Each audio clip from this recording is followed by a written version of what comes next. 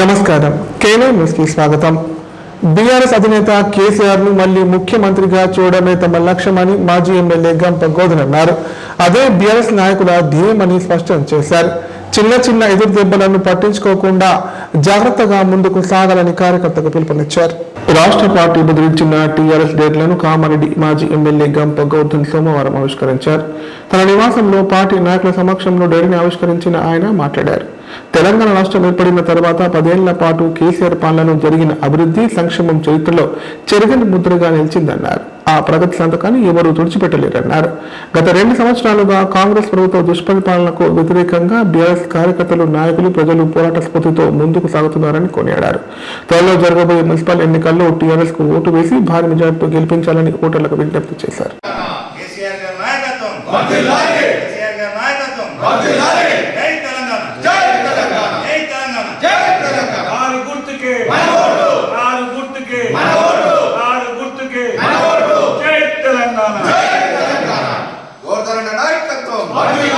లంకి బిందెలు, క్షుద్ర పూజల పేరుతో లక్షల రూపాయలు దోపిడీ చేసిన అంతర్జిల్లా మాయగాళ్లను అరెస్ట్ చేసినట్లు కామారెడ్డి జిల్లా ఎస్పీ రాజేష్ చంద్ర తెలిపారు. వారి వద్ద నుంచి 7 లక్షల నగదు, విలాసవంతమైన 2 కార్లు స్వాధీనం చేసుకున్నామని చెప్పారు. ప్రజలు ఇలాంటి మూఢనమ్మకాల మాటలు నమ్మవద్దన్నారు. ఎవరైనా ఈ విధంగా మభ్యపెడితే సమీప పోలీస్ స్టేషన్లో ఫిర్యాదు చేయాలని సూచించారు.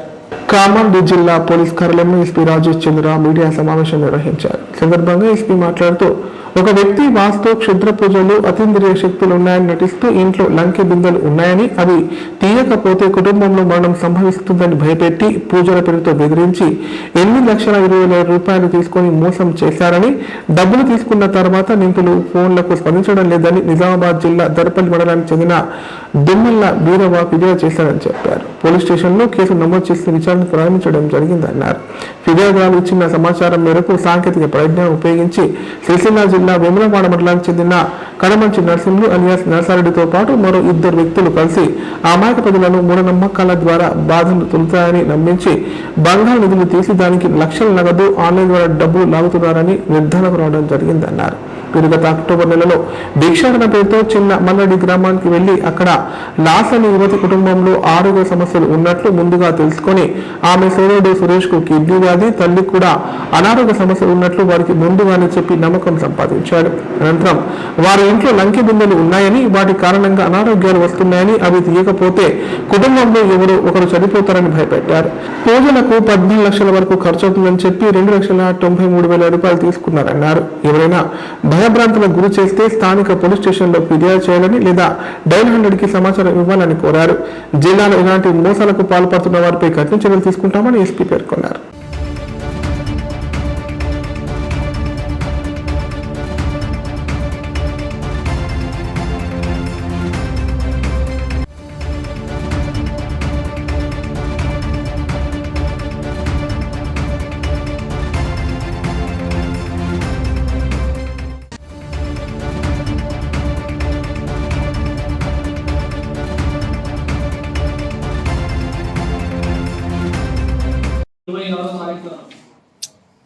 మనకు ఒక పిటిషన్ రావడం జరిగింది.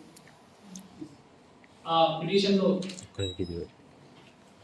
ఈ క్షుద్ర పూజలు, బ్లాక్ మ్యాజిక్ మనకు నిజామాబాద్ దర్పల్లి జిల్లాలో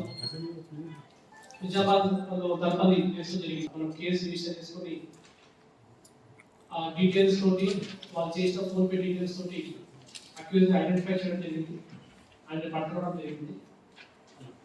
ఆయన పట్టుకొచ్చిన తర్వాత మెల్లమెల్లగా ఇతని మీద చాలా కంప్లైంట్స్ ఉన్నట్టుగా మనకు తెలుస్తూ ఉంది. ఇతను కేవలం నిజామాబాద్ లోనే కాదు, కామారెడ్డి, సదాశివ నగర్ అండ్ మిగతా ప్లేసెస్ లో కూడా చాలా మందికి ఇలాగే మీ ఇంట్లో మంచి ఉంది, మీ ఇంట్లో అప్సెట్ ఉంది, ఒక పూజ చేయాలి, లేకపోతే మీకు మీ ఇంట్లో చావు ఉంటుంది అని చెప్పి భయపెట్టి డబ్బులు తీసుకొని మళ్ళీ ఆ తర్వాత వాళ్ళని కొన్ని రోజులు అలా మల్టిపుల్ టైప్స్ వాళ్ళ డబ్బులు మీద ప్రయత్నం చేస్తూ ఉంటారు.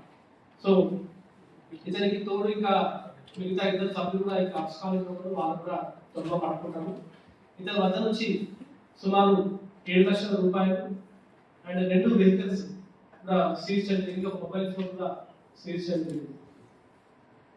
అండ్ చాలా మంది కూడా ఇంకా బయట పలుకు పూజలో లేకపోతే నామోషియో ఫీల్ అయ్యో లేకపోతే దాని మీద కంప్లైంట్ చేస్తే ఇంకేమైనా చెడు మూఢనమ్మకాలతో ఉండి ఇంకా కంప్లైంట్ ఇవ్వట్లేదు. సో అటువంటి వాళ్ళు రిక్వెస్ట్ చేస్తున్నాను, మీరు కంప్లైంట్ ఇవ్వండి. ఇవన్నీ కూడా అబద్ధాలు, ఇవన్నీ కూడా నిజాలు కాదు. ఇతను నమ్మి మోసపోయిన వాళ్ళు ఎవరైనా సరే ఇంకా ఉంటే కూడా మీకు రెస్పెక్టివ్ పోలీస్ స్టేషన్స్ కంప్లైంట్ ఇవ్వండి.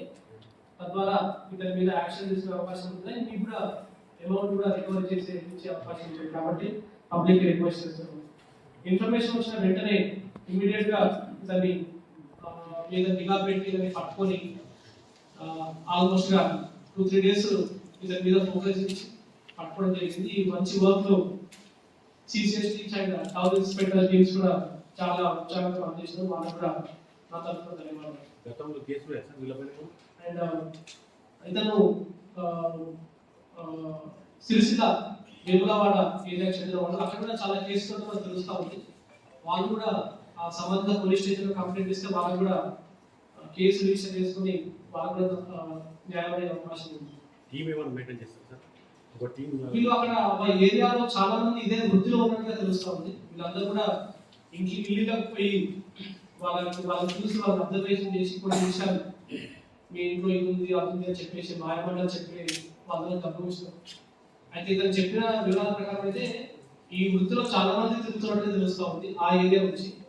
బట్ కంప్లైంట్ వస్తే కానీ మనం యాక్షన్ తీసుకుని సో పబ్లిక్ వచ్చి వెంటనే కంప్లైంట్ ఇవ్వాల్సిందిగా కోరుతాం. సో వాళ్ళకు రిక్వెస్ట్ చేస్తున్నాం, కంప్లైంట్ ఇస్తే ఖచ్చితంగా వాళ్ళకి న్యాయం అవుతుంది. జనగామ డిస్ట్రిక్ట్ లో కూడా వీళ్ళు ఒక అఫెన్స్ చేసినట్టు తెలుస్తా ఉంది. ఇందులో గోల్డ్ ఏమి రికవరీ లేదు, ఇందులో క్యాష్ ట్రాన్సాక్షన్ మాత్రమే జరిగింది. కొంత క్యాష్ రూపంలో జరిగింది, కొంత ఆన్లైన్ రూపంలో కూడా జరిగింది. బాల కార్మిక వ్యవస్థ నిర్మూలనే ధ్యేయంగా ఆపరేషన్ స్మైల్ కార్యక్రమం నిర్వహిస్తున్నట్లు ఎస్పీ రాజేష్ చంద్ర తెలిపారు. వివిధ శాఖల సమన్వయంతో జిల్లాలోని ఈ కార్యక్రమం విజయవంతంగా కొనసాగుతుందన్నారు. ప్రత్యేక డ్రైవ్ లో 50 మంది చిన్నారులను రక్షించినట్లు పేర్కొన్నారు.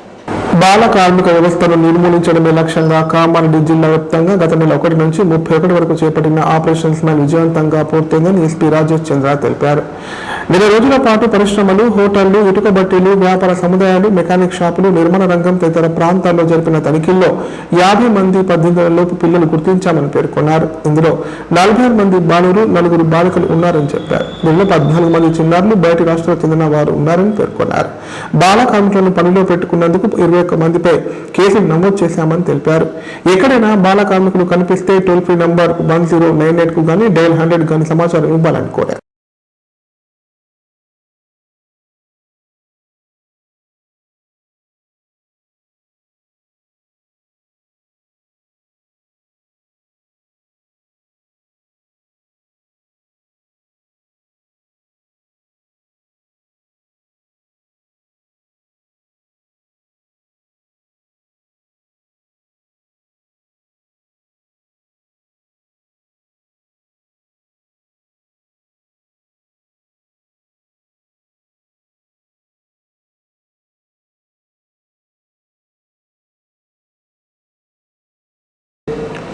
ఒక పాడుబడిన బావిలోని చెత్తలో ప్లాస్టిక్ కవర్లో కట్టేసిన గుర్తించిన వ్యక్తి మృతదేహం కింది భాగం లభ్యమైంది. ఈ సంఘటన కామారెడ్డి జిల్లా కేంద్రంలోని సిఎస్ఐ మైదానంలో చోటు చేసుకుంది. చెత్త సేకరించే వ్యక్తి దీనిని గుర్తించి పోలీసులకు సమాచారం అందించాడు. నిందితులు తమ గుర్తింపును దాచిపెట్టేందుకు దేహాన్ని నరికి పాడిస్తున్నట్లు పోలీసులు అనుమానిస్తున్నారు. కామారెడ్డి జిల్లా కేంద్రంలో సంచుల వ్యక్తి మృతదేహంలోని సగభాగం లభ్యమైన ఘటన కలకలం రేపింది. సగభాగం మృతదేహాన్ని దుండగులు సంచుల్లో కట్టి చెత్త కుప్పలో పాడేశారు. పోలీసులు తెలిపిన వివరాల ప్రకారం పట్టణంలోని సిఎస్ఐ చర్చి సమీపంలోని చెత్త కుప్పలో చెత్త కాగితాలు ఏరుకునే వారికి గోనె సంచుల నుంచి కాళ్లు కనిపించాయి. వెంటనే వారు పోలీసులకు సమాచారం అందించారు. సమాచారం అందుకున్న పోలీసులు ఘటనా స్థలానికి చేరుకొని గోనె సంచిని తెరిచి పరిశీలించగా నడుము నుంచి కాళ్ల వరకు మాత్రమే ఉన్న సగభాగ మృతదేహం లభించింది. మృతదేహంలోని మిగతా భాగం కోసం చుట్టుప్రక్కల గాలించినప్పటికీ లభించలేదని పోలీసులు తెలిపారు. మృతదేహం సగభాగం మాత్రం ఉండడంతో మృతుడు ఎవరో గుర్తించడం కష్టంగా మారిందన్నారు. 2-3 రోజుల క్రితమే హత్య చేసి మృతదేహాన్ని ముక్కలుగా కోసి సంచిలో కట్టి ఇక్కడ పడేసి ఉండవచ్చని పోలీసులు అనుమానిస్తున్నారు. ఈ ఘటనపై కేసు నమోదు చేసుకుని దర్యాప్తు చేస్తున్నట్లు పేర్కొన్నారు.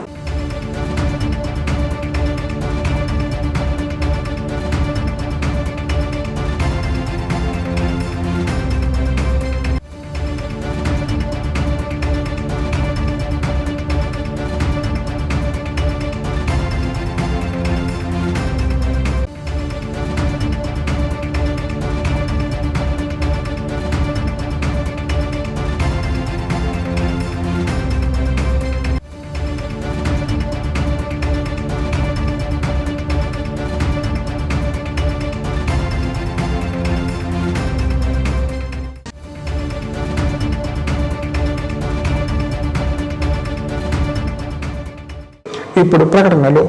50 పడకల ISO సర్టిఫైడ్ గల ఏకైక hospital life hospital Kamareddy. Aarogyasri, EHS మరియు అన్ని రకాల నగదు రహిత హెల్త్ ఇన్సూరెన్సులు గల ఏకైక hospital life hospital. Aarogyasri card లేదా తెల్ల రేషన్ కార్డు ఉన్న వారికి ఆరోగ్యశ్రీ మరియు ఆయుష్మాన్ భారత్ ద్వారా ఆపరేషన్లు ఉచితంగా చేయబడును. 24 గంటలు అత్యవసర వైద్య సేవలు అందించబడును. మా సదుపాయాలు: అత్యాధునిక operation theatre, laminar OT, ICU, x ray, physiotherapy, DEXA scan, pharmacy సౌకర్యాలు కలవు. రాష్ట్ర ప్రభుత్వ ఉద్యోగులకు ఫీజు రీయింబర్స్మెంట్ సౌకర్యం కలదు. సంప్రదించండి లైఫ్ హాస్పిటల్. కామారెడ్డి ప్రజలకు శుభవార్త. ఇకపై గుండె సంబంధ సమస్యల ట్రీట్మెంట్ కోసం నిజామాబాద్, హైదరాబాద్ లాంటి నగరాలకు వెళ్లాల్సిన పని లేదు. శ్రీ మెడికేర్ హాస్పిటల్ నందు అత్యుత్తమ కార్డియాలజీ సేవలు అందుబాటులో ఉన్నాయి. Angiogram, angioplasty, pacemaker, 2D echo, TMT మొదలగు సేవలను వైద్య రంగంలో అత్యుత్తమ అనుభవం కలిగిన డాక్టర్లు అందిస్తున్నారు. అంతేకాదు యూరాలజీ సర్వీసుల కోసం స్పెషలిస్ట్ డాక్టర్లు శ్రీ మెడికేర్ హాస్పిటల్లో అందుబాటులో ఉన్నారు. మా దగ్గర డయాలసిస్ సౌకర్యం ఉందని సగర్వంగా తెలియజేస్తున్నాం. మా ప్రత్యేకతలు: డయాలసిస్ సౌకర్యం, వెంటిలేటర్ సౌకర్యం, అధునాతన టెక్నాలజీతో కూడిన ఆపరేషన్ థియేటర్, 24/7 అంబులెన్స్ సర్వీసులు, ఎమర్జెన్సీ సేవలు. కామారెడ్డి జిల్లాలో ఎక్కడా లేని cath lab facility Shri Medicare హాస్పిటల్లో ఉంది. Shri Medicare hospital. మా అడ్రస్ RNB బిల్డింగ్ ఎదురుగా NH44 రోడ్, కామారెడ్డి. తెలంగాణలో మొట్టమొదటిసారిగా అధునాతన పద్ధతిలో నరాల, మానసిక, sex, alcohol, fits treatment, AC intensive care unit ఇప్పుడు మన నిజామాబాద్ లో doctor B Keshavulu MD psychiatry, Osmania గారి ఆధ్వర్యంలో అన్ని సదుపాయాలు గల అత్యాధునిక అతిపెద్ద హాస్పిటల్ ప్రారంభించబడ్డది. నరాల బలహీనతలు, తలనొప్పి, ఫిట్స్, పళ్లు బిగపట్టడం, భయం, గుండెదడ, డిప్రెషన్, ఒంటరితనం, మంత్రాలు చేతబడి చేశారని అనుమానపడటం, వ్యతిరేకమైన ఆలోచనలు, తన గూర్చి మాట్లాడుకుంటున్నారని, చంపడానికి వస్తున్నారని భ్రమపడటం, ఆల్కహాల్ ను మాన్పించుటకు అడ్మిషన్స్ సౌకర్యం గల తెలంగాణలోనే అతిపెద్ద hospital doctor Keshavulu hospital. Bus stand ఎదురుగా లైన్, ఖలీల్వాడి, నిజామాబాద్. ఫోన్ 08462255189. నైపుణ్యతతో నిబద్ధత, ఆత్మీయతతో ఆనందం, ఒక్క స్పర్శతో భరోసా. అందుకే ఎంతో మందికి ఆసరా శ్వాస, chest and allergy hospital. Kamareddy జిల్లాలోనే మొట్టమొదటి మరియు ఏకైక సూపర్ స్పెషాలిటీ ఛాతీ మరియు ఊపిరితిత్తుల వైద్య సేవలు 24/7 మన శ్వాస చెస్ట్ హాస్పిటల్లో. Shwasa, chest and allergy hospital. Doctor V Sai Krishnarao, MBBS MD pulmonology, consultant, interventional pulmonologist. Asthma, గురక, COPD, కోవిడ్, నిమోనియా, క్షయవ్యాధి, ILD, ఊపిరితిత్తుల క్యాన్సర్, అత్యవసర కేసులు 24 గంటలు చూడబడును. Shwasa, chest and allergy hospital. General, emergency and critical care. పాత Jagruti hospital building, city neuro hospital దగ్గర, Godam road, Kamareddy. Shri Ganesha multi speciality hospital. ప్రసూతి, పిల్లల, సర్జికల్, జనరల్. మన కామారెడ్డిలో ప్రతిరోజు doctor A Shruti Reddy, MBBS DGO, gynaecologist గారిచే వైద్య సేవలు. Normal delivery, caesarean delivery, hysterectomy, tubectomy, painless labour, PCOD, హార్మోన్లకు సంబంధించిన సమస్యలు, అల్ట్రాసోనోగ్రఫీ స్కానింగ్ ద్వారా అత్యాధునిక వైద్య సేవలు అందించబడును. సంతానం లేని వారికి అక్రమ ఇసుక రవాణా అరికట్టేందుకు ప్రభుత్వం ప్రత్యేక ప్రణాళిక సిద్ధం చేసిందని కోటగిరి MRO గంగాధర్ అన్నారు. భవనాలు నిర్మించుకునే వారు ఇసుక కోసం ఇకపై ఆన్లైన్లో దరఖాస్తు చేసుకోవాలని సూచించారు. ప్రభుత్వ ధరల ప్రకారం ఇసుక సరఫరా చేయడం జరుగుతుందని పేర్కొన్నారు. కోటగిరి NPDO కార్యాలయంలో మన ఇసుక వాహనం కార్యక్రమంపై మండల గ్రామ పంచాయతీ కార్యదర్శులు GPOలకు అవగాహన కల్పించారు. ఈ సందర్భంగా తహసీల్దార్ గంగాధర్ మాట్లాడుతూ ఇందిరమ్మ ఇళ్ల లబ్ధిదారులు, ప్రైవేట్ భవనాలు నిర్మించుకునేవారు ఇసుక కోసం ఇకపై ఆన్లైన్లో దరఖాస్తు చేసుకోవాలన్నారు. ప్రభుత్వ, ప్రైవేటు ఇళ్ల భవనాలకు ప్రభుత్వం నిర్ణయించిన ధర చెల్లించినట్లయితే ఇసుక అవసరం మేరకు ట్రాక్టర్ల ద్వారా సరఫరా చేయబడుతుందని తెలిపారు. ఈ కార్యక్రమంలో కోటగిరి పోతంగల్ MPDOలు విష్ణు, చందర్, SI సునీల్, AE ఆదర్శ్ తదితరులు పాల్గొన్నారు. ఆదేశాల మేరకు తెలంగాణ రాష్ట్రంలో మన ఇసుక మన వాహనం అనే కొత్తగా స్కీమ్ను ప్రారంభించడం జరిగింది.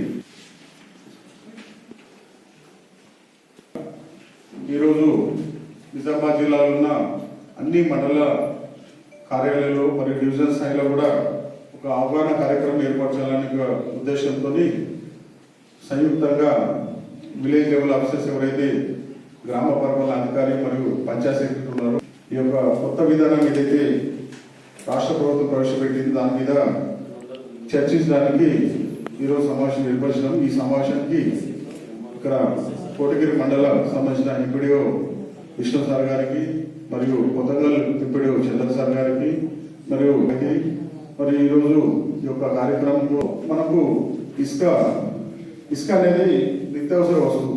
ఇసుక కానీ మొరం కానీ ప్రభుత్వ పనులు కానీ ప్రైవేట్ పనులు కానీ మనం ఇసుక తీసుకోవడానికి అవకాశం ఉంది.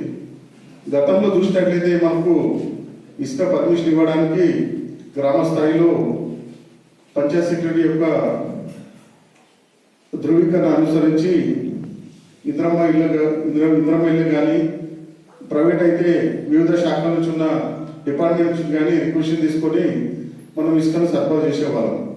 కానీ ఇప్పుడు దాని యొక్క విధానాన్ని స్వస్తి పలికి ప్రభుత్వము గవర్నమెంట్ యొక్క లబ్ధిదారులకు కానీ ప్రజలకు కానీ ఇసుక అనేది చౌకగా లభించాలి మరియు ఎలాంటి కృత్రిమ కొరత సృష్టించకుండా ప్రభుత్వ పనులు ఒక అప్లికేషన్ ద్వారా ఇందిరమ్మ ఇండ్లకు కానీ అట్లానే ప్రైవేట్ వ్యక్తులకు కానీ ఇసుక సరఫరా కోసం అని కొత్త అప్లికేషన్ తీసుకొచ్చింది.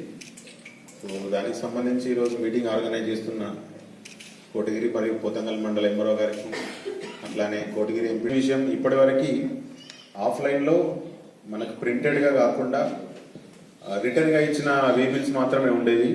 ఇప్పుడు మనకి ఆన్లైన్లో వస్తున్నది. సో ఈ ఆన్లైన్లో రావడం ద్వారా అకౌంటబిలిటీ ఉంటుంది. అంటే మనకి ఫస్ట్ స్టార్టింగ్ పాయింట్లో ఇసుక, ఎండింగ్ పాయింట్ ఇసుక, అంటే స్టార్టింగ్ పాయింట్లో ఉన్న ఇసుక, ఎండింగ్ దాని యొక్క డెస్టినేషన్ ఎక్కడ ఉంది, ఆ డెస్టినేషన్లో ఉన్న వ్యక్తి ఎవరు అనేది మనకి ఐ హోప్ దాని మీద ప్రింటెడ్గా వస్తుందని నేను అనుకుంటున్నాను. ఇంతకుముందు మైనింగ్ వాళ్ళు చేసేది కూడా వాళ్ళు వెహికల్ యొక్క కంప్లీట్ డీటెయిల్స్ పెట్టేది. అట్లానే ఎండ్ యూజర్ ఎక్కడ, అతని లొకేషన్ ఎక్కడ, అతని విత్ ఫోన్ నెంబర్తో పాటు అక్కడ పెట్టేది. ఐ హోప్ దీనిలో కూడా ఆ డీటెయిల్స్ అన్ని ఉంటాయి అనుకుంటున్నాను. అంటే దీని ద్వారా ఏమవుతుందంటే అక్కడ ఎండ్ యూజర్కి ఇసుక ఎంత పరిమాణంలో అవసరం ఉన్నది అంతే పరిమాణంలో అతను తీసుకోవాల్సి ఉంటుంది.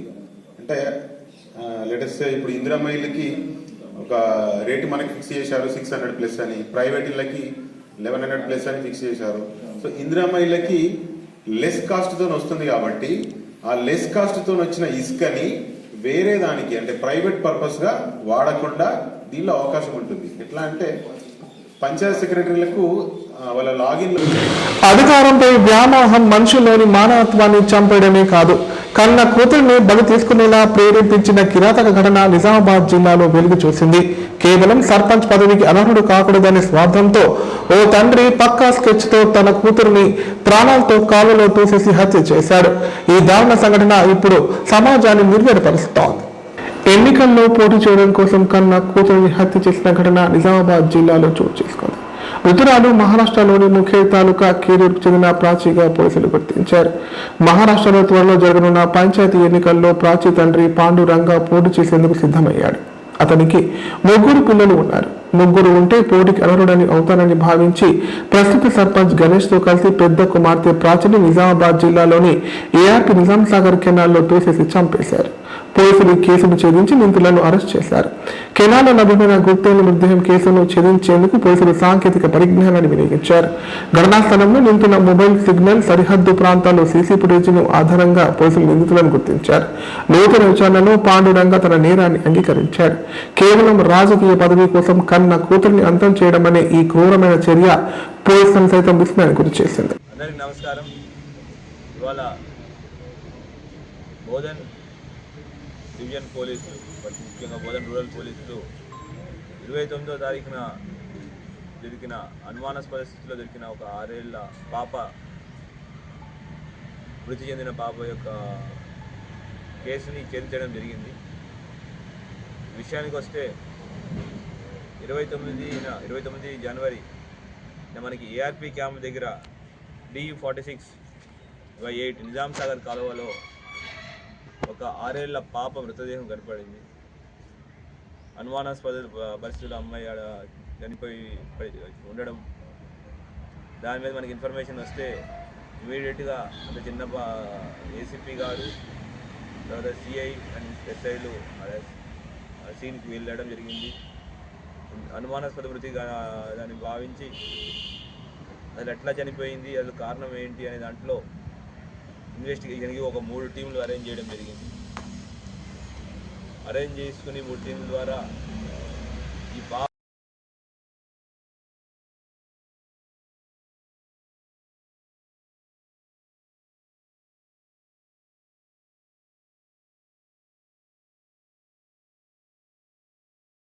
ఐడెంటిటీ ఏంటి, అది ఎందుకు చనిపోయింది, అలా ఎవరు చంపారు, ఇలా చనిపోయారు అనే దాని విషయం మీద లోతుగా ఇన్వెస్టిగేషన్ చేస్తూ టెక్నికల్ అనాలిసిస్ మరియు మిగతా వాట్సాప్ సోషల్ తర్వాత హార్డ్ ఇంటెలిజెన్స్ ద్వారా తెలిసిన విషయం ఏంటంటే దీనిలో ముఖ్యంగా మొత్తం అన్ని విధాలుగా ప్రయత్నిస్తుంటే ఒక సుధీర్ అనే కానిస్టేబుల్ PC630 ఆయన వాట్సాప్ స్టేటస్లో ఈ అమ్మాయి కనిపించట్లేదు, ఈ అమ్మాయి ఇక్కడ చనిపోయి ఉంది అని దాంట్లో సెర్చ్ చేస్తుంటే ముఖేడ్ మహారాష్ట్ర గ్రామస్తులు ఈ అమ్మాయి యొక్క నేటివిటీ ఏముంది, ఈ అమ్మాయి ఫలానా కెరూర్ గ్రామం ముఖేడ్ తాలూకా అని చెప్పడం జరిగింది.